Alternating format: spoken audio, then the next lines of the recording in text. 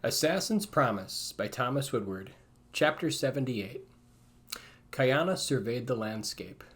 Looking over at Irna, she let herself just lay back on the horse cart that they had hitched to the two ruddy mounts that pulled the small wagon behind them. She remembered scrambling desperately to secure Millie and the other woman's children before making their way away from camp. They had dared not linger, waiting for the others to regroup and hunt them down.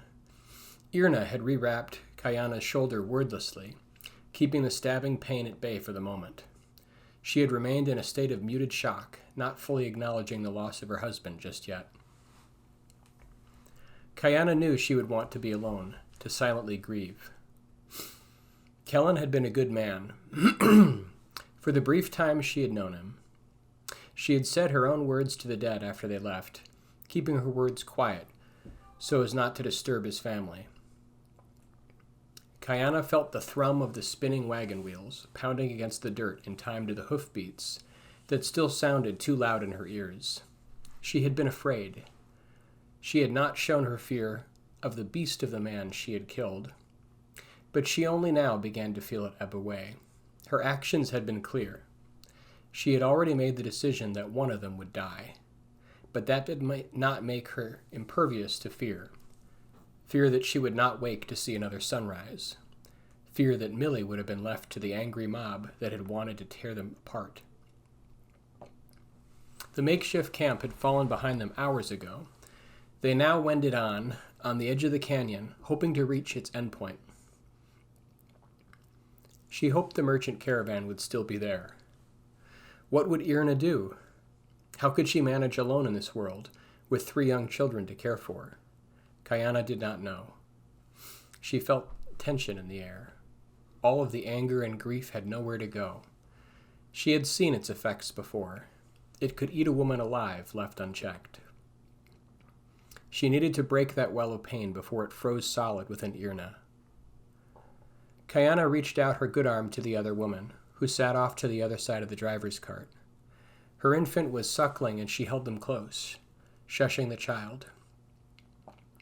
Kayana lightly touched the other woman's shoulder. "I am sorry," Kayana said gently, almost whispering the words. Irna did not react outwardly. She continued to shush the babe and rocked back and forth like a stone, clutching at her child with a fierceness that embodied her features throughout. After a long moment, the woman spoke.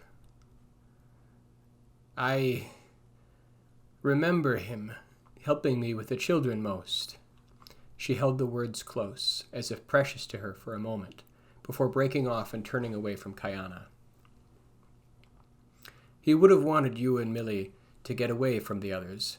He would be happy for that." Kayana could feel the other woman tense.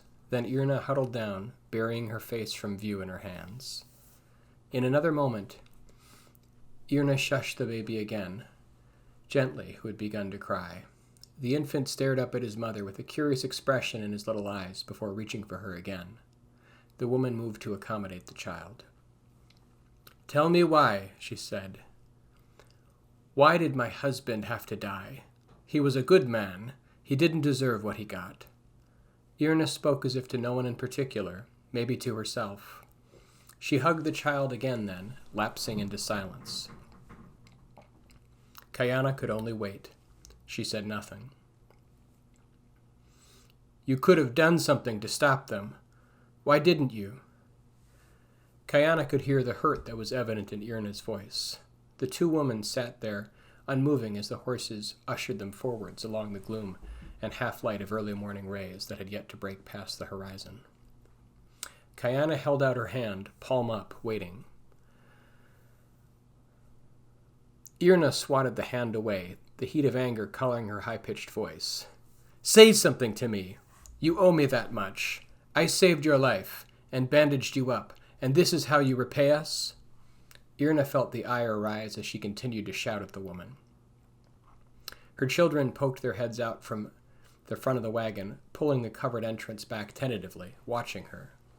Her babe broke from her and started to cry again, wailing a long note in the pre-dawn air. "I have nothing now! Nothing! How will we go on? How will I care for my children? What will you do? Irna felt herself let loose the frantic rage and fear and hurt that had been building in her from the moment her husband had been cut down and her fate had changed abruptly. Instead of recoiling, the other woman sat there, holding her hand out, palm up, not saying a word.